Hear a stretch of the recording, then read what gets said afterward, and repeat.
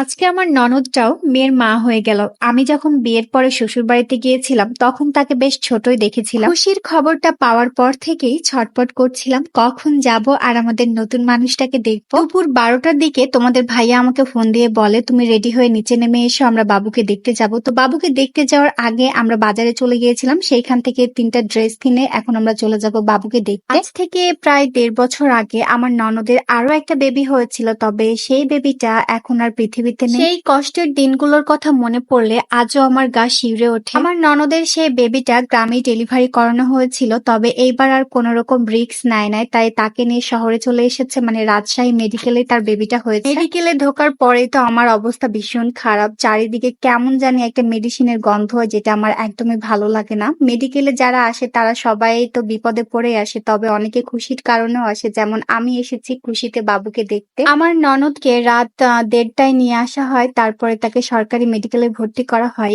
এইখানে যে সিজারও করানো হয় এটা আমি জানতাম না, ফার্স্ট টাইম জানলাম। ছোট্ট বাবুকে দেখলে কেন জানি না আমার অনেক মায়া লাগে। কি আদুরে হাত, ছোট্ট ছোট্ট হাত, পা, মুখ সবকিছুই ছোট্ট ছোট্ট, আমার ভীষণ ভালো লাগে। সবাই কিন্তু মাশাআল্লাহ বলবেন, কেউ মাশাআল্লাহ বলতে ভুলবেন না। একটা সন্তানকে এই পৃথিবীর আলো দেখাতে গিয়ে মাকে কি পরিমাণ কষ্ট করতে হয়, এটা যারা সন্তানের মা হয়েছে তারাই বুঝতে পারবে।